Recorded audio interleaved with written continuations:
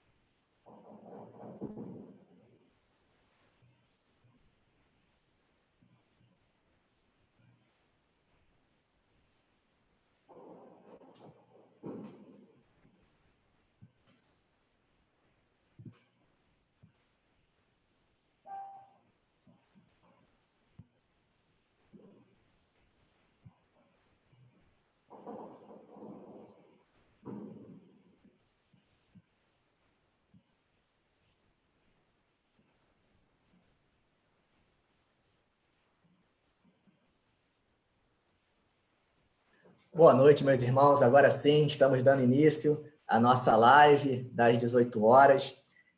Aproveite esses momentos iniciais para ir convidando os seus amigos, reunindo a família para poder participar, partilhar desse momento de troca de conhecimento, troca de experiência.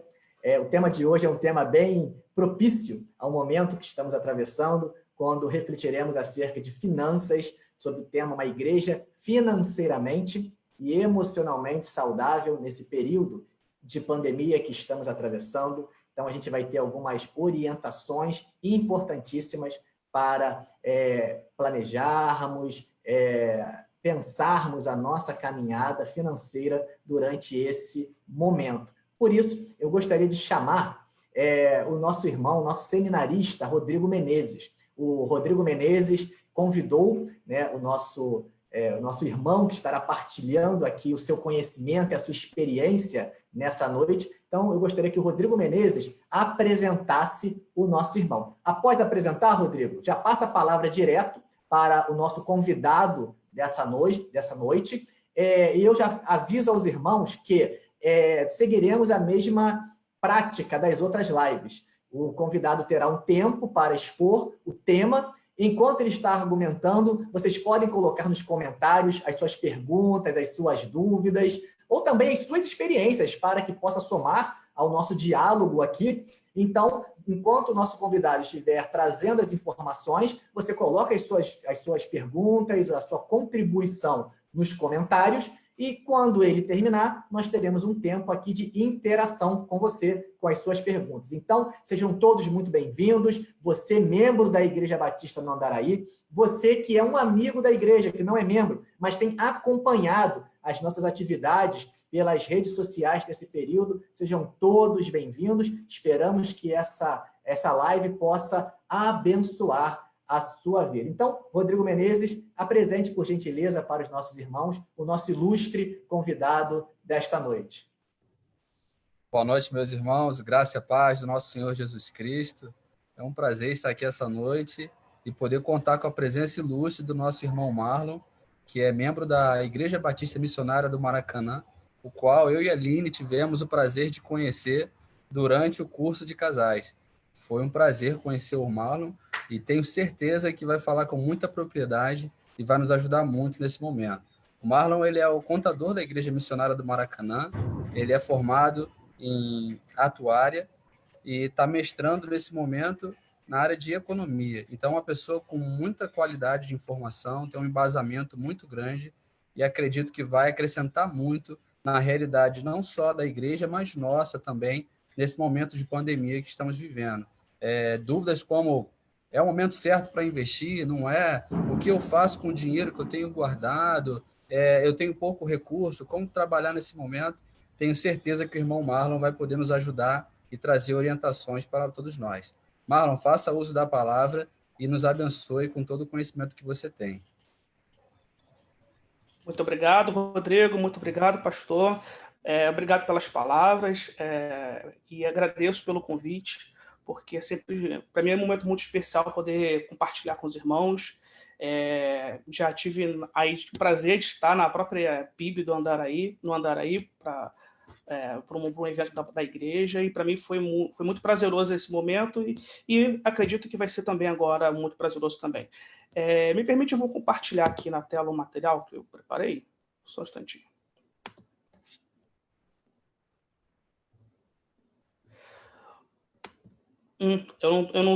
Parece que eu não vou poder compartilhar a tela. Eu esqueci de mencionar que eventualmente eu gostaria de compartilhar a tela.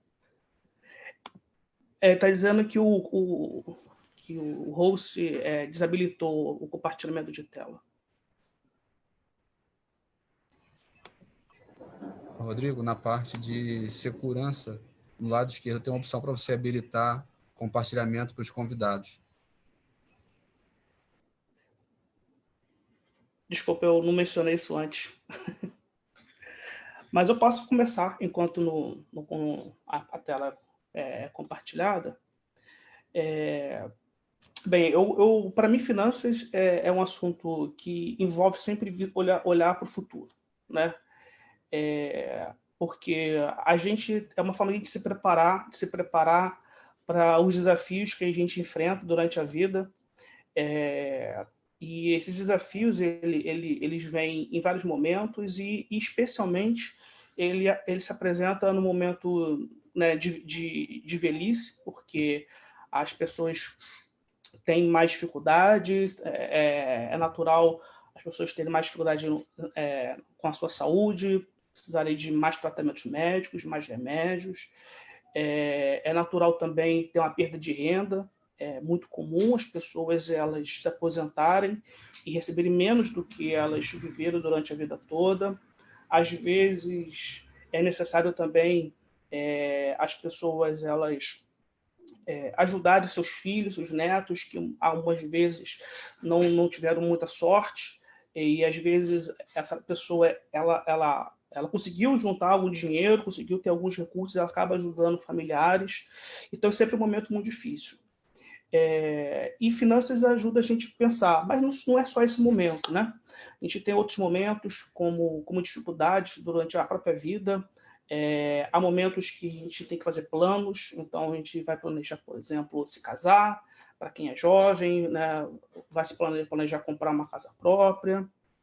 Posso compartilhar? Beleza. Só um momentinho, então, gente.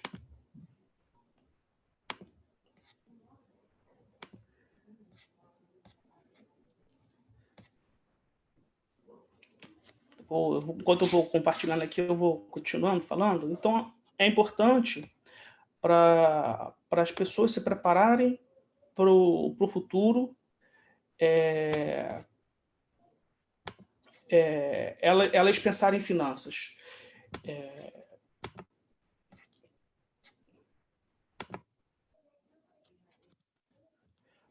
Apareceu a tela aí?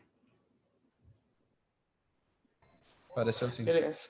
Então, eu sempre gosto de fazer uma pergunta, né? Como é que é o futuro, né? Pensar um pouco no futuro. Como é que vai ser o futuro? Então, a expectativa de vida, é legal a gente ficar feliz, porque no Brasil, no mundo inteiro, a expectativa de vida está aumentando, as pessoas estão vivendo cada vez mais, mas isso traz desafios, né? Eu vou viver mais tempo, então será que eu tenho recursos para poder ter uma qualidade de vida durante esse meu tempo adicional que eu vou viver? As dificuldades da velhice traz várias dificuldades, como eu falei antes, e hoje no Brasil a gente vive um momento muito difícil, que é o nosso sistema de previdência estão entrando em colapso. Então, isso faz com que a gente pense, será que eu deveria colocar todas as minhas fichas na previdência pública, né, no INSS, por exemplo? Será que eu deveria apostar que quando eu chegar à minha idade de se aposentar, eu vou conseguir me aposentar, pelo menos da forma como a lei prevê hoje, né? Então, assim, eu diria assim, não vai conseguir, e a gente vai ter outras reformas, vai ser necessário outras reformas, e que isso vai adiando a aposentadoria, isso vai fazendo com que o valor que você vai receber quando se aposentar vai sendo menor. E isso não tem jeito, isso aconteceu nos países desenvolvidos e a gente não vai escapar dessa situação. Embora a gente fez uma reforma recentemente, mas os especialistas garantem, né, que ela é insuficiente para o problema do Brasil e que daqui a 10 anos a gente vai ter que enfrentar outra, né? Então, são problemas que a gente está olhando para o futuro, né? O que vai acontecer? E a partir daí eu vou olhar numa visão financeira, tá, como que eu me preparo para esse futuro? Só que a gente está vivendo uma situação diferente hoje, né? A gente tem a questão do presente, né? A Covid-19 está trazendo dificuldades para o presente, não mais para o futuro. Então, a gente tem que saber lidar com esse tipo de situação, né? E aí vem uma situação bastante interessante, porque os países que estão enfrentando a Covid estão tendo um pouco mais de sucesso, são aqueles países que conseguiram fazer as pessoas ficarem em casa por mais tempo. E ao fazer isso, necessariamente as pessoas acabam, muitas, depende da renda do trabalho, e ao ficar confinada dentro de casa, ela deixa de receber. E como que a pessoa sobrevive a esse momento? E o que acontece? E aí vem as características de cada país. Os países mais desenvolvidos são países que têm taxas de poupança mais altas. O que significa isso? Significa que tanto o governo como as pessoas poupam dinheiro, não gastam tudo que ganham. Eu gosto de citar o exemplo da Alemanha, né? Agora, recentemente, a Alemanha está pagando, acho que, não sei se é 2, 3 mil euros para cada pessoa ficar dentro de casa. O que é um valor bastante representativo. E as pessoas perguntam por que o governo brasileiro não paga uma quantia também tão grande? O governo da Alemanha está pagando, por que o Brasil não pode pagar? A Alemanha está há 20 anos, se eu não me engano, poupando. O governo alemão poupou nos últimos 20 anos, gastou menos do que arrecadou durante 20 anos consecutivos. Agora, ela pode fazer isso, pode se dar esse luxo de chegar para a sua população e falar, olha, a gente tem um problema de saúde pública, fique em casa. Mas assim, fica tranquilo, porque enquanto eu estiver em casa, eu vou suportar vocês. O Brasil não faz poupança pública tem mais de acho que o último superávit do Brasil ter feito em 2013. E declinante, né? Chegou em 2013 ainda um superávit muito pequeno. E desde lá, nossas contas estão em frangalhos. Então, assim, como é que o governo vai conseguir chegar para as pessoas e falar, fica em casa e toma aqui renda? O governo pôde fazer pagar esses R$600, que já vai deixar as contas públicas numa situação muito complicada. Né? Pelo menos a lei passou com 3 meses de auxílio, e se demorar só 3 meses mesmo, se for só 3 meses de auxílio, a nossa dívida vai para perto de 90%, que é um número muito alto. Tá? A gente deveria, assim, só para quem não está por dentro dos números, a gente deveria estar, pelas nossas características de país, com 50%. Então a gente vai chegar a uma dívida perto do dobro do que seria saudável para o país. Então, assim, todo o sacrifício que foi feito, né, de economia na reforma da Previdência está indo embora agora com o Covid. Né? Impressionante. Então, isso é um alerta para a gente se preparar, para a gente estar atento de que momentos difíceis vão aparecer. E a única forma da gente poder ficar tranquilo nesses momentos difíceis é se nós temos poupança, se nós temos responsabilidade com os nossos recursos, se a gente gasta menos do que a gente recebe, do que a gente ganha. Porque as pessoas que têm maior poupança vão passar menos necessidades nesse momento. E as pessoas que têm menos poupança vão passar mais, porque elas são mais dependentes da renda que vem do trabalho. Nesse momento, a gente está ainda numa situação muito complicada, porque junta a pandemia a uma instabilidade política muito grande, que faz com que a gente não sabe quando a pandemia acabar, o que vai ter depois. Né? A gente não sabe como é que vai estar a nossa economia, a gente não sabe como que vai estar os empregos. O Brasil já está patinando, já tem alguns anos, né, na geração de emprego. O desemprego não cai, o desemprego vai subir agora, é natural o desemprego subir. Só que diferente de países que têm uma economia mais dinâmica, como, por exemplo, os Estados Unidos, o desemprego lá vai bater 14% agora, mas assim que acabar a pandemia, o desemprego despenca de volta. Porque lá a economia é muito dinâmica. Você destrói emprego muito rápido, mas você gera emprego muito rápido também, no momento que a economia recupera. Aqui isso não acontece. Então, essas incertezas fazem com que a gente tenha que se planejar. Tá? Eu trago aqui um provérbio, né, que eu gosto muito dele, mas depois eu vou exibir numa outra versão que eu gosto mais. Mas assim, é o mesmo provérbio. Diz assim: os planos do diligente conduzem à abundância, mas todo precipitado apressa-se para a penúria. Né? Provérbios 21:5. Nessa outra... Aí tem esse outro versículo, né, que também é no mesmo capítulo, né, um pouco mais embaixo, diz assim: há tesouros preciosos e azeite na casa do sábio, mas o homem sensato os devora.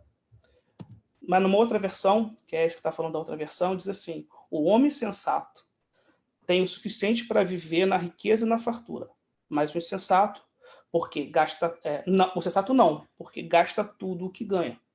Então, assim, é sabido, né? E a própria palavra de Deus, ela já nos ensina que a gente não deveria gastar tudo que ganha. Ou seja, a gente tem que fazer poupança. E as pessoas ficam se pensando: mas como que eu vou fazer poupança? Pô, eu ganho tão pouco. Como é que eu posso ter poupança se eu ganho tão pouco? E é interessante porque eu tenho esse slide que mostra países que têm a renda muito próxima à renda brasileira. Não são países ricos. Né? A gente está falando de Malásia, África do Sul, México, Argentina, Rússia, Turquia. E a gente pode ver o seguinte: uma pesquisa que foi feita sobre poupança, 81% dos malaios fazem poupança. O colombiano, quase metade do colombiano faz poupança. A gente não pode dizer que a gente é mais pobre que o colombiano. Os russos, 40% fazem poupança. O Brasil, apenas 28% faz poupança. A gente só consegue ganhar da Argentina, que não é nenhum exemplo de boa condução de finanças, seja pública ou seja privada. Né? Então, a gente tem que lidar com essa situação. E muitas das vezes a gente toma decisões erradas, né? Acha que não sabe fazer porque não consegue fazer poupança, mas é porque, na verdade, a gente acaba vivendo um padrão de vida além do que a gente poderia viver. E o começo da correção do rumo passa por acertar o padrão de vida. Se você ganha R$1.000 por mês, o teu padrão de vida não é para gastar R$1.000 por mês. O teu padrão de vida, você tem que pensar o seguinte, olha, regra de bolso, né, que quase todo mundo fala, muito conhecido, é o número entre 20% e 30%. Mas depois eu vou fazer umas brincadeiras com o número no outro material que eu trouxe. Mas assim, vamos lá, vou economizar 20% e 30% da minha renda. Então, assim, você não pode ter o padrão de vida de R$1.000, vai ter o padrão de vida de 800, 700. Então, você tem que diminuir o teu padrão de vida. Se você ganha 5 mil, você tem que ter um padrão de vida de 4. O problema é que as pessoas, vou dar um exemplo. A pessoa tem um padrão de vida de R$4.000, né? Ela ganha 4 e gasta 4. Aí ela consegue uma melhoria no emprego, ela consegue um outro trabalho, ela consegue uma promoção, e imediatamente com essa promoção, com essa melhoria, ela sai de 4 para 5. E imediatamente ela aumenta a despesa dela de 4 para 5. Então, assim, você já viveu com 4. Hoje você está vivendo com 5. Mas se você viveu com 4, então isso prova que é possível viver com 4. Né? E você deveria voltar para viver com um valor menor para poder ter espaço, para poder poupar. E aí eu trouxe a pesquisa, né? Eu gosto dessa pesquisa, porque você pode fazer ela quando você quiser. Ela é reveladora, vai estar sempre nessa situação. Né? O consumidor brasileiro não tem hábito de poupar, ele não faz fundo de reserva.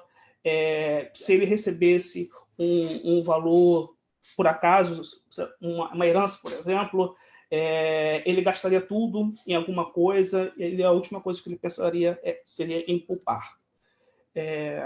Então, assim, como é que eu faço, então? Como é que eu resolvo esse problema? Eu não poupo, é um diagnóstico. Né? Hoje eu não tenho, né, dando um exemplo, hoje eu não tenho nada, por exemplo, guardado, dinheiro não guardado. Então, se você não tem dinheiro não guardado, você deve estar vivendo uma situação complicada agora. Né? Se você não tem um trabalho, um emprego que está te mantendo em casa, em home office, ou até mesmo te mantendo em casa, te pagando salário, e você não trabalhando, se você não é uma pessoa desse tipo, se você não conseguiu continuar trabalhando, tendo renda, você deve estar numa situação complicada se você não poupou. Então, assim, por onde vem a correção? A correção ela vem para mudar a forma como você gere as suas finanças.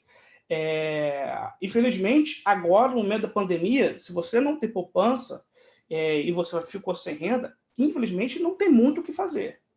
O que tem que fazer agora é administrar a sua despesa e gastar o mínimo possível com algum rendimento que você tenha, com algum recurso que você tem que tenha sobrado. Além disso, não é possível fazer muito mais coisa. O que é possível é se preparar para o futuro, é prevenção. Como a palavra de Deus diz, né? É ser sensato, o homem sensato. O homem sensato ele vai ter o necessário para ele poder viver. Tá? E aí um ponto interessante, né? Que Paulo, né, fala lá em Filipenses, né? Porque às vezes, e aí isso acaba acontecendo muito com o cristão, não é só com o não cristão. O cristão também tem comportamentos de não cristão. O que eu quero dizer com isso? Muitas das vezes a gente se apega demais a um determinado padrão de vida, a uma situação que a gente gostaria de viver, e a gente acaba não conseguindo abrir mão dessa situação, desse padrão de vida. E aqui eu trago uma palavra, né, que lá em Filipenses 4,13, que eu acho que é quase que uma... isso aqui está na cabeça de muita gente que nunca ouviu falar, né, de Paulo, não sabe nem quem que disse isso, não sabe nem onde está escrito isso, as pessoas repetem tudo, posso daquele que me fortalece. Né? Só que Paulo disse uma coisinha interessante, um pouquinho antes, no versículo anterior, nos 2 versículos anteriores, que diz o seguinte: não vos declaro isso por estar necessitado, porquanto aprendi a viver satisfeito sob toda e qualquer circunstância. Sei bem o que é passar necessidade, e sei bem que andar com fartura. Aprendi o mistério de viver feliz em todo lugar, em qualquer situação, esteja bem alimentado ou mesmo com fome, possuindo fartura ou passando privação. Aí sim ele diz: tudo posso naquele que me fortalece. E aqui fica uma lição para a gente. A gente é cristão, a gente devia, digamos, a nossa prioridade não devia ser as coisas materiais, não devia ser as coisas terrenas. E na hora que eu tenho que pensar em finanças, na hora que eu tenho que pensar em como que eu devo me comportar, como que eu tenho que fazer poupança, eu não consigo diminuir o padrão de vida, eu não consigo gastar menos. Mas espera aí, você deveria estar feliz gastando menos, você deveria estar feliz gastando mais. Isso deveria ser irrelevante para você, porque a tua felicidade não está no que você consome. A tua felicidade não está no que você gasta, não está na roupa que você usa. Sempre dá para diminuir o padrão. Sempre dá, seja você consumindo menos alguns bens supérfluos, ou até mesmo abrindo mão de algumas coisas que não que sejam supérfluas, mas você tem alternativas. Por exemplo, é muito comum as pessoas, elas, à medida que ela vai aumentando de renda, ela procurar mudar de apartamento, mudar de casa, procurar uma casa nova, uma casa numa localidade melhor. E talvez o que ela nunca deveria ter feito isso, porque ao fazer isso, uma localidade mais cara, você tem condomínio mais caro, você tem tudo mais caro. E você deveria estar feliz em vivendo onde se vivia antes, que era um lugar mais barato e que cabia dentro da sua renda e que ainda permitia ter espaço para você poupar. Isso aqui é algo para a gente se conscientizar. Se conscientizar, será que tudo aquilo que eu gasto, de fato, eu preciso gastar? Será que não tem nada que seja supérfluo? É muito difícil, gente. É muito difícil uma pessoa argumentar que tudo que ela gasta é de primeira necessidade. Porque, primeira necessidade, a gente vê pessoas que vivem em situações muito mais complicadas que a gente, né? E elas estão vivendo. Então, será que eu também não conseguiria viver numa situação pouco... Assim, ninguém está falando para baixar muito, mas um pouco mais, porque que significa que você está vivendo também um pouco mais responsável com os recursos que você recebe. Tá? E para o cristão, isso ainda é mais relevante. Por quê? Porque o viver com um determinado padrão de vida não deveria ser o mais importante para o cristão. Então, eu trago esses versículos mais para reflexão. Porque assim, sempre dá para baixar o padrão de vida. Sempre dá para você reduzir um pouco menos a sua despesa. E aí, a partir dessa redução, você consegue abrir margem para você poupar. E ao você poupando, você vai conseguir lidar melhor com as intempéries da vida, que vão vir. Vão vir. Mesmo que você passe uma vida toda certinha, que não aconteça nada de complicado na sua vida, você vai precisar se aposentar um dia, você vai precisar parar de trabalhar um dia. E não tem nada garantido que o governo vai conseguir honrar com a Previdência da forma como a gente espera. Então, a gente vai precisar de recursos lá na frente, né? Então, assim, é uma conscientização. O início do processo passa pela gente se conscientizar. Será que eu preciso desse gasto? Será que eu preciso ter esse padrão que eu tenho hoje? Por quê? Porque eu tenho que pensar no futuro. Tá? E aí, esse aqui é uma frase que eu gosto muito. Tá? Existe sempre um padrão de vida para cada bolso. E nunca é o padrão de vida que está no teu contra-cheque. O teu padrão de vida tem que ser sempre menor, pelo menos 20% menor do que o teu contra-cheque. Se ele for igual, já está errado. Já está errado, porque significa que você não está fazendo poupança e se pintar uma situação complicada, você pode ser pego desprevenido. Tá? Então, pensa qual seria o seu padrão de vida. E o casal, né? o marido, a mulher, pensem juntos como que deveria ser esse padrão de vida. Tá? E aí, é uma coisa interessante, né? Porque às vezes a pessoa vive um padrão de vida maior do que ela deveria, e ao fazer isso, necessariamente, quando ela parar de trabalhar, ela vai viver um padrão de vida pior do que o que ela tinha. Isso é muito corriqueiro. As pessoas, ao se aposentarem, vivem pior do que viviam antes. E como é que eu resolvo isso? É você vivendo um padrão de vida um pouco menor, enquanto você está trabalhando, gastando menos, tendo poupança, para te permitir que quando você se aposentar, se você parar de trabalhar, você vai manter o padrão de vida. Isso a gente está falando de futuro. Isso agora, assim, é a situação que a gente tem hoje, né? De pandemia, de eu ter que ficar em casa, de eu ter uma perda de renda, seja porque eu sou comerciante, não pude abrir meu comércio.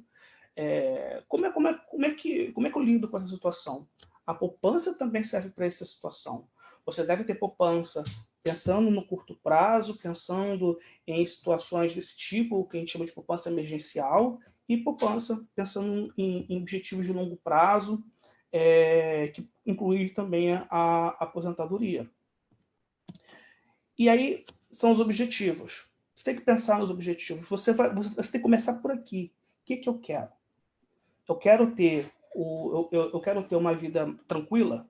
Se você quer ter uma vida tranquila, você tem que começar a estabelecer objetivos. Pode ser, por exemplo, olha, eu quero comprar uma casa, quero comprar um carro, uma viagem. Repara, tudo que eu estou falando aqui, eu não estou dizendo para você não viajar, não estou dizendo para você não ter um carro, não estou dizendo para você não ter uma casa. Só estou dizendo, será que você precisa de ter esse carro? Será que você precisa de ter essa casa? Será que você precisa ter essa viagem? Você pode ter, mas tem que ser condizente com aquilo que você recebe. E aí eu queria abrir um parênteses aqui, que até é uma questão interessante, né? Hoje em dia, até tem uma discussão muito grande se eu deveria ter um carro. Né? Países mais desenvolvidos, essa ideia do carro, ela está saindo de moda. Né? Trocar de carro, então, todo ano, menos ainda. Principalmente por conta de questões relacionadas à poluição, questões relacionadas à forma como as pessoas se locomovem. Está sendo privilegiado o transporte público e em muitos lugares, trabalho remoto, como a gente está vivendo agora, não é novidade, já acontece há muito tempo. Então, as pessoas nem têm a necessidade de sair de casa, poder trabalhar, por exemplo. Questões que a gente chama, em economia, a gente chama de economia compartilhada, né? Uber. Né? Já diminuiu muito a necessidade das pessoas terem carro, as pessoas usam Uber. Assim, já tem muitas contas que mostram que é desvantajoso ter carro. O valor que você... Às vezes a pessoa só olha o valor do combustível. Só que se o valor que você pagou no carro tivesse sido guardado, ele estaria lá te esperando. Quando você vender o seu carro, você não vai recuperar esse valor. Você tem seguro, você tem toda a manutenção do carro. E assim, se os teus deslocamentos diários eles são curtos, não faz sentido nenhum ter carro. E a casa também é bem interessante, porque a casa, pelo menos até alguns anos atrás, eu poderia dizer categoricamente também que não vale a pena ter casa. Em que sentido? Não vale a pena você comprar a casa. Financeiramente falando, é muito melhor você alugar a casa. Sai mais barato. Por conta de que o aluguel é mais barato do que os juros que você vai pagar para um banco. E mesmo que você for pagar, mas eu vou pagar à vista. Tá bom, para quem tem um valor suficiente para pagar à vista, esse dinheiro aplicado estaria rendendo mais do que o valor do aluguel. Então, valeria a pena você deixar o dinheiro aplicado e com parte do dinheiro que está aplicado, você pagaria o aluguel. Então, financeiramente falando, ter uma casa pode ser um mau negócio. Um bom negócio seria você alugar. Aí vem outras questões que não são meramente financeiras, como, por exemplo, mas numa casa alugada eu não posso alterar. Verdade. Uma casa alugada eu não posso fazer uma mexida na decoração e assim, assado. Eu tenho que... contrato com não sei quem, eu tenho menos liberdade. Tudo isso é verdade. Mas do ponto de vista financeiro, não é um bom negócio. Não costuma ser um bom negócio. E por que eu estou botando essa ressalva? A gente está vivendo um momento muito especial no Brasil de taxas de juros baixas, né? E isso permite com que essa conta não seja tão óbvia entre ter a casa ou alugar, né? Quando as taxas de juros são mais altas, vale mais a pena você alugar. Quando elas são mais baixas, pode valer a pena comprar. Ela está bem perto ali do ponto ali que a decisão seria tão boa quanto uma outra. Mas, assim, eu não acredito que seja algo de longo prazo, essa questão da taxa de juros estar tão baixa assim no Brasil. Então, em geral, não é uma boa decisão comprar a casa. Costuma ser uma melhor decisão você alugar. Só que tem alguns aspectos, né, interessantes também, né, que as pessoas se sentem mais seguras quando elas compram, né? Tem aspectos psicológicos por trás e tem até aspectos que não são tão, digamos, não são tão cristãos assim, que é da pessoa eu tenho que ter uma casa, porque o que eu vou dizer para o outro? O meu vizinho tem a casa, né? O meu irmão, minha irmã, meu parente comprou uma casa e eu não compro uma casa, o que eles vão achar de mim? Ou seja, é quase um quesinho de inveja aí e tal, que faz com que as pessoas elas comprem aquilo que elas muitas vezes elas não precisam, tá? Então é só para reflexão. A pessoa ter sempre ter isso em mente. Será que eu preciso tomar essa decisão financeira? Será que esse gasto é necessário? Não tem uma alternativa melhor a isso? E pode ser até que tenha, que você tome a decisão de comprar a si mesmo, mas que ela seja bem pensada.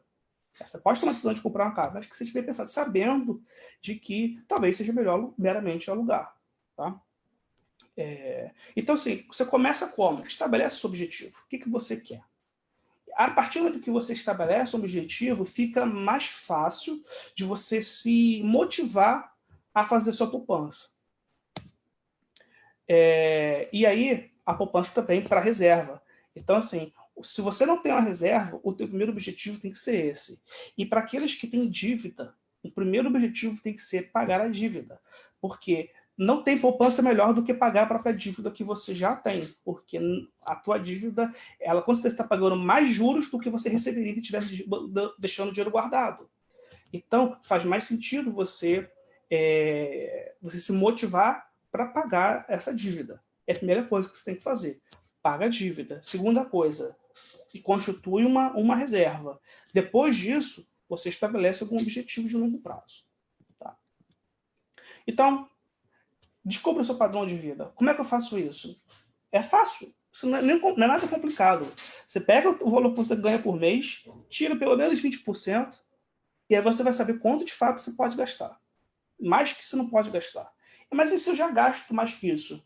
Então é hora de você controlar os gastos, né? É hora de você ver o que você está fazendo. E aí, uma coisa bem interessante para os casais, tá? Muitas das vezes, mesmo o casal cristão, acaba tendo conta separada, acaba não sendo 100% sincero nos seus gastos, nas suas dívidas. Eu tenho uma pesquisa reveladora que diz que a maior parte dos divórcios ocorrem por problemas financeiros. E que normalmente o que chama de infidelidade financeira acaba sendo a maior parte dos motivos de divórcio. O que é infidelidade financeira? É você esconder aquilo que você faz com o seu dinheiro do teu cônjuge. É ter despesa que o teu cônjuge não sabe, ou eventualmente é pior, é ter dívida que ele não sabe. Então, as pessoas elas têm que levar aquele versículo, né, que o homem deixar pai e mãe, se une a mulher e os dois serão uma só carne. Elas têm que levar isso para a questão financeira também. Então, assim, se você não levar isso para a questão financeira, esse versículo, na minha opinião, ele é vazio. Porque é uma questão tão relevante e as pessoas escondem um do outro. Então, assim, evidencie suas dívidas, fique claro quais são as suas dívidas, para o seu cônjuge, inclusive. Compare com a sua renda. Ela não pode ser mais que a sua renda, e melhor, né? Como eu estou falando o tempo todo, né? Quase como repetindo, para ver se essas pessoas não esquecem, né? Não é a sua renda toda. Você não pode gastar a sua renda toda. E o que você tem que fazer? Na hora que eu olhei, passou. Não é passar dos 100%, não. É passar dos 80%, dos 70%. Olha, o que eu gasto não está deixando espaço para eu fazer poupança. O que eu tenho que fazer? Não tem jeito. Você vai ter que cortar a despesa. É duro. É duro, meu irmão, cortar a despesa. Eu posso dizer também, porque eu também enfrento esses desafios também. Isso é natural. Muitas das vezes você não quer fazer isso porque você não quer tirar o seu filho de uma situação que ele vive, né? Você se sente na obrigação de dar uma escola melhor para o teu filho que aquela que você teve, roupas melhores para o seu filho daquela que você teve quando criança. As pessoas se sentem nessa responsabilidade, mas você não precisa se cobrar isso, porque você não tem essa responsabilidade. A tua responsabilidade é você entregar uma situação com ele saudável, uma vida saudável. Porque assim, não adianta nada. Se você tiver para poder dar essa situação, uma escola melhor, uma roupa melhor, situações melhores para o seu filho, mas se você se colocar numa situação vulnerável, não adianta nada, porque no momento que você passar pela dificuldade, teu filho vai sentir dificuldade juntinho com você. Então, passa por aí também. Será que eu preciso de fato, né, ter esse gasto todo? Será que nessa minha tentativa de dar o melhor, eu não estou exagerando? Né? Por quê? Mais uma vez, para ajudar alguém, você não pode se colocar numa situação vulnerável. Então, para ajudar seu filho, você não pode se colocar numa situação de não ter poupança, por exemplo, de não se precaver para o futuro. E aqui eu dou algumas dicas, né, para como controlar, né? Então, eu trouxe aqui alguns, mas, gente, tem um monte de situação. Eu acho que, né, se vocês estão me vendo aí pelo Facebook, é porque vocês têm computador em casa, ou vocês têm um celular, têm um tablet, vocês têm algum equipamento eletrônico que permite você não só me ver, mas também controlar suas finanças. Né? Você pode baixar um aplicativo, você pode, para quem prefere, né? Você pode usar até planilha eletrônica. Aqui eu trouxe alguns aplicativos aqui, ó, Guia, Bolso, Organize, Jimbo, Mobiles, e tem vários outros. Aqui é uns que eu trouxe que eu conheço. Alguns são pagos, outros são gratuitos. Eu não quero nenhum deles. Uma planilha eletrônica. Ontem eu fiz uma pesquisa rápida. Até a XP, né, que é uma corretora de valores, né, tem uma planilha eletrônica lá disponível para as pessoas usarem. Tá? Então, assim, aquilo que você não conhece, você não controla. Então, você tem que conhecer para você poder controlar. E aí, poupança, né? Tá bom, beleza, eu já entendi que tem que cortar a minha despesa. Agora, o que eu faço com o valor que eu consegui? Consegui aqui fazer sobrar recursos. Como é que eu faço? Tá? E aí, uma questão importante, né? Nesse momento que a gente está vivendo hoje, ele é especialmente desafiador, porque tem que ter muito cuidado. A gente está num momento de bastante instabilidade financeira. Não é o momento para sair fazendo qualquer tipo de investimento. Então, é o momento de ser conservador. Tá? Mas vamos falar aqui de como que eu devo formar minha poupança. Né? Então, assim, se você não tem sua reserva, né, você vai formar a tua reserva de emergência, a gente recomenda 3, 4 meses mais ou menos de reserva de emergência, tá, gente? De salário, tá? 3, 4 meses de salário, como reserva de emergência, tá? E esse valor tem que ser colocado numa aplicação de perfil conservador. Você tem que poder acessá-la a qualquer momento. O que é uma aplicação de perfil conservador? Vou falar um pouquinho mais na frente, mas a grosso modo é uma aplicação que você pode sacar a qualquer hora, tá? E que não sofra de volatilidade. Então, assim, a mais tradicional é a carteira de poupança, que você pode sacar a qualquer hora. Assim, não tem nenhum pecado deixar dinheiro na carteira de poupança se for para esse tipo de perfil. Se for para a tua reserva de emergência. Para investimento, a carteira de poupança não é investimento, tá, gente? É para você guardar um recurso protegido da inflação, sem risco, e para você fazer uma reserva de emergência. Qualquer coisa que seja objetivo de médio, de longo prazo, ou seja, vou juntar dinheiro para comprar alguma coisa, vou juntar dinheiro para me aposentar, você vai ter que partir para outras alternativas. Tá? Então, eu trouxe a carteira de poupança, por exemplo, é uma alternativa conservadora. Você tem CDBs. O que é CDB, gente? É deixar dinheiro guardado num banco, mas numa conta muito, muito específica. Tá? E não é qualquer banco que vai te pagar uma boa remuneração. Normalmente, você tem que pegar bancos de menor porte, eles pagam mais. Se você mais bancos de menor porte tem mais risco? Tem mais risco. Só que esses certificados, eles têm um seguro. Tá? Então, esse seguro tira praticamente qualquer risco dessa aplicação.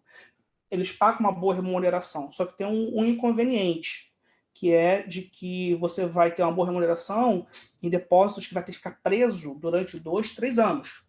Então, assim, é preso mesmo. Não tem como você chegar lá e tirar antes. Então, por isso que a tua reserva de emergência não pode ficar nesse tipo de aplicação. Porque na hora da emergência, você não vai ter acesso ao recurso, tá? Mas se for para mais longo prazo, é o ideal. Título Público Federal, para pessoas físicas, né, o famoso Tesouro Direto, né? Isso aqui é uma recomendação bastante interessante para se você quer fazer uma aplicação com baixo risco, ou risco praticamente nulo, né, tipo quase zero. E assim, cuidado com o título público, porque eles têm características que podem trazer risco, tá? Então, assim, vamos lá. Vamos aqui eu trouxe 3 tipos aqui de título público. Você tem o chamado Tesouro Selic. Esse título é sem risco, tá? O que eu quero dizer sem risco? Ele não tem flutuação de valor. Então, se você comprou ele hoje por um determinado valor, amanhã você consegue resgatar ele por um valor maior do que o que você comprou, tá? Ele é reajustado todo dia pela taxa de juros lá, Selic, aquela lá que o governo, lá, que o Banco Central, quase todo mês aprova um valor para ela, tá, gente? E ele pode ter um inconveniente, por isso que a tua reserva de emergência não deveria estar toda aqui, porque você só consegue sacar ele em dias específicos de abertura de mercado. E tem dias, teve até uns 2 meses atrás, mais ou menos, que a negociação ficou fechada. Então, assim, quem tinha que resgatar não conseguiu resgatar. Mas o que aconteceu? Foi um problema técnico. Ficou 2 dias fechado. Então, assim, se você precisasse daquele dinheiro naquele dia, você não ia ter. Tá? Mas não tem risco. É uma questão técnica meramente. Tá? Agora, esses aqui já começam a ter risco embutido. Tá, gente? O que é chamado de IPCA+. Né? O que é isso daqui? É um título público que o governo te promete pagar os juros mais a inflação. Ele é bom por quê? Porque você está protegido da inflação. Ele te promete pagar daqui a 3, 4 anos, tem títulos de 10 anos, de 15, de 20, de 30 anos. Tá? E aí, o que acontece? Ele é sem risco se você resgatar ele na data do vencimento. Se você resgatar ele antes, ele tem risco. Por quê? Porque você vai resgatar ele pelo valor que está sendo negociado. E o valor negociado dele sobe, desce, sobe, desce. Então, você pode chegar no dia de querer resgatar esse papel e ele está um valor menor do que você comprou. Isso acontece o tempo inteiro, tá, gente? Então, assim, esse é um papel para você aplicar quando você vai manter ele até o vencimento, tá? Então, você resgatar ele antes, você consegue resgatar? Consegue. Você tem risco de resgatar ele a um valor menor. Tem um tesouro pré, que esse aqui não te protege da inflação. Você tem uma taxa de juros fixada no início e você vai colher até o final. Então, se a inflação ficar maior, já era, você perdeu dinheiro, tá? Mas, assim, ele tem algumas vantagens, mas é o mesmo problema. Ele muda de valor todo dia. Então, se você quer comprar um papel desse tipo, se você acha que a taxa de juros desse papel está atrativa, e tem taxa de juros atrativa esse papel, você deve se preparar para não resgatar ele antes do vencimento. Tá? E aí tem outras alternativas, né? Fundo de renda fixa. Aí você já começa a falar, sair dessa questão mais conservadora, já começa a entrar umas questões um pouco mais arriscadas. E é importante a gente estar disposto a correr risco, tá? Correr risco não é palavrão, faz parte do negócio, mas as pessoas têm que entenderem que se elas não são especialistas, e quase ninguém até muitos gestores que são especialistas aí, desculpa o termo que eu vou usar, quebram a cara. Imagina a gente, né, no nosso dia a dia. Então, isso aqui é coisa para profissional. Então, por isso que eu recomendo usar fundos, tá? Então, você tem fundos de renda fixa, o que é isso? É a aplicação de título público ou até título de empresa, tá? Dívida de empresa, tá? Tem tudo quanto é tipo de perfil. O mais conservador é basicamente só título público. E o mais arrojado vai entrar dívidas de empresa também. Fundos imobiliários, eles aplicam em imóveis. Então, assim, para quem gosta de imóvel, em vez de comprar um imóvel, é melhor comprar cota de fundo imobiliário. Eu acho uma alternativa muito melhor do que ter o imóvel, porque o gestor do fundo vai se preocupar em gerir o imóvel lá, as despesas do imóvel, que você não vai ter que se preocupar com nada disso. Tá? Fundo de renda variável aqui começa a entrar as famosas ações de empresas. Então, assim, gente, não é hora para comprar ação de empresa. E não recomendo as pessoas comprarem por conta própria, tá? Eu gosto de fazer uma brincadeira o seguinte, né? Às vezes a pessoa fala assim, mas tá muito barato agora as ações na bolsa. Sim, mas se você chegar e falar assim, olha, eu tenho um objeto aqui que eu estou cobrando R$10. Barato ou caro? Você não vai saber me dizer. Você vai ter que falar assim, não, me diz qual é o objeto. Você fala assim, não, é uma bala Juquinha. Aí você vai dizer, não, R$10 na bala Juquinha tá caro. Pois é. Então, assim, quem é que disse que essa ação tá barata ou cara? Para saber se ela tá barata ou se ela tá cara, você tem que saber, conhecer a empresa. E quem conhece é profissional. Então, assim, eu não recomendo as pessoas elas comprarem ações por conta própria. Eu recomendo elas comprarem ações, sim. É importante, mas através de fundos, tá? Fundos cambiais. Isso aqui já é um negócio bem mais perigoso, né? Moeda estrangeira, né? Então, também, isso aqui é coisa profissional, não é coisa para quem está fazendo poupança própria, tá? Então, o que eu recomendo? Eu recomendo a vocês procurarem assessores financeiros, tem gente especialista nisso, eu não sou, tá? Mas tem gente especialista nesse assunto e vai saber, de acordo com o teu perfil, com a tua idade, com a tua situação, qual é o melhor tipo de investimento que você vai poder fazer. E eu queria, só para terminar, eu acho que eu passei alguns minutinhos, mas só para terminar um material que eu trouxe aqui, a título de curiosidade. Deixa eu fazer o stop share aqui.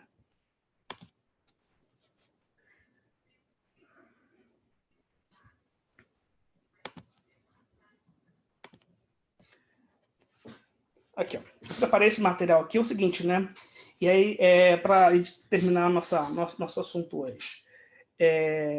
Isso aqui foi um aplicativo, está até na internet, posso passar o link depois, se alguém quiser brincar com isso daqui. Isso aqui é o seguinte, isso aqui está simulando a situação de uma pessoa, né, a idade dela atual, a idade que ela quer parar de trabalhar, para ela se aposentar, o valor que ela quer economizar por mês e qual seria a taxa de juros que ela vai aplicar. E então, quanto que daria no final do tempo, né? Quanto que ela teria acumulado no final de tudo e qual é o valor que isso significa para ela de renda, né? Ou quando me aposentar, então quanto que eu vou poder tirar da minha aposentadoria, né? Se eu fizer isso por conta própria. Então, aqui fiz um exemplo aqui, você pode alterar os valores. Estou aqui, uma pessoa de 32 anos, parando de trabalhar 65, economizando R$1.300 por mês, a uma taxa de juros de 4% ao ano, conseguiria se aposentar recebendo um valor de R$6.600 e poucos por mês, né? Ela conseguiria juntar aqui, deixa eu só tirar isso aqui rapidinho da frente. Ela conseguiria juntar aqui no final de tudo um pouquinho mais de R$1 milhão, tá? E aí tem um ponto importante. Quanto mais jovem você menos você precisa colocar de dinheiro e tem uma grande vantagem. Você pode correr mais risco. Você pode colocar o seu dinheiro a maior parte do seu dinheiro em investimentos mais arriscados. Por quê? Porque tem tempo para eles maturarem, né? Normalmente o problema do investimento mais arriscado é por causa do tempo. A empresa precisa de tempo para poder crescer e fazer o rendimento do investimento. Então, quanto mais jovem você começa, mais cedo você começa, mais você consegue de retorno. Agora, se você começar um pouco mais tarde, ó, em vez de começar com 32, começar com 40, já fica bem menor o valor. Então, assim, ou seja, você vai ter que ter um sacrifício maior. Então, jovens, recado, poupança começa agora. Começa, quanto mais cedo, menos doloroso vai ser. Porque se você começar com 40, você vai juntar o suficiente para viver com 4 mil e poucos reais. Agora, se você começasse com 25, só começando um pouco mais cedo, começando mais cedo, né? Você já consegue, com o mesmo valor mensal, você não está aumentando o valor mensal, com o mesmo valor, você consegue chegar a 9 mil reais por mês, tá? De rendimento quando você for se aposentar. Então, é tarde para começar? Não é tarde para começar, mas é mais difícil de você conseguir valores significativos. E aqui, eu trouxe mais um gráfico aqui interessante, que mostra a situação que a gente está vivendo atual, né? Olha aqui, ó. Isso aqui é o mercado de ações. Então, isso aqui mostra que não é o momento ideal para poder entrar nessa brincadeira. Olha o que aconteceu aqui. Aí você fala assim, tá vendo? O mercado aqui caiu aqui, né? Despencou. Então, quer dizer que ele vai voltar a aumentar? Ninguém sabe. Ninguém sabe quando é que ele vai começar a aumentar. Então, se você comprar aqui, você pode ter alguns problemas depois. E é uma última pergunta que sempre me fazem. Então é hora de comprar dólar, né? Então, eu trouxe aqui o dólar só para terminar. Olha o dólar, ele é interessante, né? Porque a pessoa lá, né, quem se lembra lá da crise lá de 2002, quando o Lula ganhou a eleição e que o dólar bateu R$4, né? Imagina as pessoas falando assim, vou comprar dólar para me proteger. Então o cara comprou o dólar que é R$4 praticamente. Olha o que aconteceu com o dólar. Só despencou. Então assim, até no ano passado, se você tivesse vestido em dólar lá em 2002, você teria perdido muito dinheiro. Até no ano passado. O dólar repicou agora. Provavelmente ele vai voltar a cair daqui a pouco. Então, assim, moeda não é brincadeira. Não é brincadeira nem para profissional. Moeda não se deve especular com ela. Quanto mais para quem quer fazer poupança. Então, assim, o último recado é: não brinquem com dólar. Dólar é perigoso. Tá bom? Eu espero que tenha ajudado e eu estou aberto aí para o questionamento dos irmãos. Muito obrigado. Excelente, meu irmão Marlon. Excelente a sua exposição, a sua palestra. Eu vou resgatar aqui algumas perguntas que alguns irmãos fizeram. E aí, eu só vou pedir uma gentileza, se for possível, né? Por conta do nosso horário, que daqui a pouco, às 19 horas, a gente já tem o nosso culto, né, da noite. Então, que você tente, né, na medida do possível, é claro, ser bem sucinto, né, na resposta, se for possível. Tá bom, meu irmão? A primeira é a seguinte: o irmão Jonatas Menezes, na verdade, eu vou pedir só para você terminar a exibição, para aparecer a nossa imagem. Marlon, tem como isso? Obrigado. O Jonatas, ele não está fazendo uma pergunta, ele está fazendo uma afirmação, aí eu vou juntar com uma pergunta que vem depois, tá? Ele diz assim: boa noite. Acho que tudo deve ser gradativo. As pessoas primeiro precisam ter o hábito de poupar. A partir daí, ela vai intensificando esse hábito, seja na poupança, previdência e outros. Aí, fazendo um diálogo com essa pergunta, a Jaqueline perguntou o seguinte: qual é o percentual ideal de poupança? Aonde devo colocar o dinheiro a ser poupado? Vamos lá. Então, assim, sendo sucinto, o percentual do dinheiro a ser colocado depende, dentre outras coisas, dos seus objetivos, mas também da sua idade, como eu falei antes. Quanto mais cedo você começa, mais arriscado pode ser o seu investimento. Então, assim, um profissional vai olhar o teu perfil, que é uma corretora, por exemplo, né, e vai ver, olha, o teu perfil tem que ser um perfil mais arrojado, ou mais moderado, ou conservador, e a partir daí vai balancear o melhor cenário para você. Perfeito. E você também comentou, né, que num primeiro momento a gente tem que ter um valor, né, poupado, um colchão que fica num ambiente conservador, ou seja, uma poupança para você ter acesso num momento de dificuldade. Aí o que for além disso, aí pensa-se em outros locais, né? Então, o primeiro passo é ter esse colchão, né, que foi o hábito que o Jonatas comentou, que a gente precisa começar a ter gradativamente. A segunda questão é da Aline. A Aline está perguntando o seguinte: cartão de crédito, nosso amigo ou inimigo? Quem é amigo ou inimigo é eu mesmo, né? O cartão de crédito ele é só um pedaço de plástico com um monte de número escrito. Então, o que significa que eu quero dizer com isso? O cartão de crédito ele pode ser um grande amigo para você aprender a controlar seu gasto, porque se você tem um aplicativo, tem aplicativos que lê o seu cartão de crédito, ele faz um diagnóstico, um raio-x perfeito de como você gasta. Agora, o que significa? Quando é que ele vira o seu inimigo? Quando você gasta mais do que você recebe. Aí ele vira seu inimigo. Então, assim, o que é teu inimigo é você mesmo, ao gastar mais do que o que você recebe. Você tem que, o teu cartão de crédito, gastar só aquilo que você recebe. Se você fizer isso, ele vai ser seu grande amigo. Perfeito, meu irmão.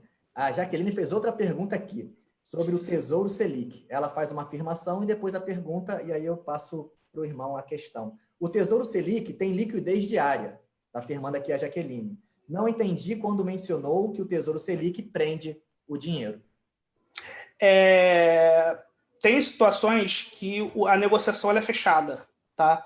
Por algum problema técnico aconteceu. Eu falei 2 meses, mas foi menos. Foi já no meio da pandemia. Tem mais ou menos um pouco mais de um mês que o Tesouro fechou a negociação por 2 ou 3 dias, tá? Então, assim, às vezes tem um problema técnico que pode fazer com que você não consiga resgatar exatamente na hora que você quer. Tá? Então, assim, por isso, você pode deixar o seu dinheiro no Tesouro Selic, não tem problema nenhum, não vai ter problema nenhum com isso, mas um dinheiro no local que você consiga pegar a qualquer hora é importante. Perfeito. A irmã Cleonice, ela está colocando aqui o seguinte: explique as vantagens e desvantagens do LCI e LCA. Primeiro, traduza isso para nós que não estamos iniciados nessas terminologias. O LCI e LCA são dois papéis que têm diferentes, né? LCI é letras para bens imobiliários, e LCA é para agropecuários, né? Esses produtos, eles têm uma determinada liquidez que vai depender de quem geriu, né, de quem está gerindo esse papel. A vantagem deles é que eles são isentos de imposto de renda. Só que, assim, às vezes a pessoa se engana com isso e pegar um papel só porque ele é isento de imposto de renda. Só que o que acontece? Por ele ser isento de imposto de renda, o devedor lá bota uma taxa de juros mais baixa. Ou seja, na verdade, a diferença não está sendo percebida por você, está sendo percebida por quem emitiu o papel. Então, assim, é uma vantagem que na hora que eu vejo no líquido eu não enxergo, tá? Porque, na verdade, quem percebe mais é quem emitiu o papel. Mas são investimentos também de renda fixa também, tá? Que são disponíveis para pessoas físicas comprarem. Perfeito. E a Mônica, ela está, na verdade, não é uma pergunta, né? Uma solicitação, se possível. Ela está querendo aquela tabelinha que você compartilhou com idade, né? Com aquele gráfico. Eu fiz um site. Eu vou mandar o link do site. Posso mandar para você, Rodrigo? A Rodrigo compartilha com a igreja, ou se o meu pastor compartilha com a igreja. É um site que está disponível lá. Só se entrar muita gente, porque eu peguei uma base gratuita, se entrar muita gente ao mesmo tempo, não sei se vai responder, não. Mas está funcionando, tá? Perfeito. Então, o Rodrigo Menezes depois compartilha no Zap da igreja e também na página da igreja essas informações. E eu queria fazer a última pergunta, né, para a gente fechar esse nosso bloco de perguntas, que está relacionado um pouco pelo nosso contato, né, com os membros da nossa igreja, onde muitos, na verdade, ganham um salário, né, o seu provimento, ele às vezes não dá conta, né, para os gastos normais que a gente tem, né? A gente deveria receber um salário mínimo que desse condições mínimas de subsistência, né? Habitação, alimentação e assim por diante. E deveríamos ter também, né, uma saúde pública, uma educação pública que é custeada pelos nossos impostos, que não é de graça, mas uma saúde pública e assim por diante, assim como uma proposta de aposentadoria no futuro que realmente fosse digna, né, e que realmente desse um retorno em tudo isso que a gente propõe aqui. Mas muitos dos nossos irmãos não possuem, né, essa possibilidade ou não conseguem se enxergar dentro dessa realidade. E especificamente nesse ambiente de pandemia, Marlon, que orientação você daria para esses irmãos que, de repente, se percebem nesse momento? Pessoa que ganha um salário mínimo, né, e que tem que pagar um aluguel, e que tem que fazer compras do mês, né? Para pensar o quanto que a gente gasta numa compra do mês, né? E a pessoa ganha um salário, tem que pagar aluguel, pagar água, pagar luz, e todo esse complexo, né, que envolve isso. Que orientação, Marlon, você poderia trazer para essas pessoas que estão nos assistindo nesse momento? Vamos lá. Em geral, isso tudo é verdade. Só que, às vezes, falta um pouco da pessoa ela parar e, às vezes, até olhar, de fato, tudo que ela gasta. Um dos países que tem a maior taxa de poupança é a China. E, assim, até 5 anos atrás, né, a China não era um país melhor do que o Brasil. Né? Então, assim, por que os chineses poupam muito mais do que o brasileiro se eles vivem numa situação muito parecida com a gente? Né? São tão pobres quanto a gente e conseguem poupar. Então, assim, o que eu recomendo? Faça o controle das contas, veja de fato se não tem. Assim, não é muita coisa, mas você. Naquela brincadeira que a gente fala, né? O ditado antigo de grão em grão, galinha enche o papo, né? Veja se de fato talvez você não tenha algum ponto que você está deixando escapar, tá? Eu sei que tem pessoas que de fato passam por necessidade, né? E é difícil, mas às vezes as pessoas se enxergam numa situação pior do que de fato que elas estão. Não estou dizendo que é todos. Então, faz um diagnóstico, baixa um aplicativo ou pega um planilha. Se não tem acesso a isso, papel. Anota os gastos. Depois, 2, 3 meses depois, olha quanto que você gastou e aí faça um diagnóstico. Eu acho que começa por aí. Tá bom? Perfeito, ou seja, a pessoa se conhecer, né? Porque às vezes, eu falo isso também enquanto pastor, né? Enquanto capelão que sou, às vezes as pessoas vêm conversar comigo e é uma das primeiras perguntas que eu faço, né? É se ela sabe, né? Quanto que ela ganha, em que ela tem colocado o seu dinheiro, então se conhecer nesse momento. E também, né, em contrapartida, entender que existe também um governo, existem propostas também de auxílios que estão aí, existe também uma contrapartida que nós também podemos acessar e buscar essas referências também na medida do possível, né, na medida que for possível ser alcançado. Bom, Marlon, eu agradeço muito a sua palavra, com certeza, assim, somou muito, eu aprendi bastante aqui, na verdade, em todas essas lives das 18 horas eu tenho aprendido muito. Por quê? Porque a gente traz pessoas de áreas do saber diferentes. Então, acaba trazendo falas diferentes, né? A gente sai um pouco daquele monólogo, né, de somente uma perspectiva unilateral e dentro dessa polifonia, né, dessa possibilidade múltipla do saber, a gente, de alguma maneira, perceber outros caminhos na nossa caminhada. Então, assim, eu agradeço de coração a sua disponibilidade, por você ter compartilhado todo o seu conhecimento aqui conosco desse período. Sei que o período é curtinho, né? Com certeza você teria muito mais aqui para falar, com certeza. E, assim, mas com certeza o que você colocou aqui nos abençoou. Sou grato, tá, pela sua vida. Que Deus continue te abençoando à frente ali do seu trabalho na Igreja Batista Missionária do Maracanã. Tá? Manda um abraço para essa amada igreja que sempre tem nos abençoado também quando nós solicitamos apoio, tá bom? Um abraço para o pastor, que Deus esteja abençoando também a Igreja Batista Missionária do Maracanã, tá bom, Marlon? Mais uma vez, muito obrigado, meu irmão. Se quiser fazer uso de algumas palavras antes da gente encerrar, pode ficar à vontade também. Então, mais uma vez agradecer pelo convite, agradecer pelas perguntas, foram perguntas interessantes, e assim, me colocar à disposição, se precisarem de alguma coisa que tiver ao meu alcance, eu estou sempre à disposição para poder ajudar, tá bom? Obrigado, meus irmãos. Amém. E os irmãos que estão nos acompanhando aqui, eu mando um abraço para todos também. São vários irmãos, aqueles que fizeram perguntas, outros que não fizeram, mas estão acompanhando aqui. Por exemplo, o Lucas, o Robson, a Maria de Lourdes, a Adriana Vicente, Silvia Regina, Márcio Viegas, Paulo Roberto, Débora Caroli, pastor Osíris também, nosso pastor presidente, está inclusive aqui trazendo uma palavra, né, dizendo, agradecendo a sua disponibilidade, tá, Marlon? E dizendo, foi muito bom aprender a sermos mordomos fiéis dos recursos financeiros que Deus nos dá. Então, a palavra aqui também do pastor Osíris, agradecendo pelos seus ensinamentos aqui nessa noite, tá bom? Então, a gente vai estar encerrando agora a live, vou colocar aqui todo mundo para aparecer, Marlon está aparecendo, Rodrigo Menezes também. Então, a gente está encerrando a nossa live, que Deus esteja abençoando a todos. Eu vou compartilhar agora a ordem de culto do nosso culto da noite, vou compartilhar também a mensagem, tanto no grupo de WhatsApp quanto aqui na página da nossa igreja.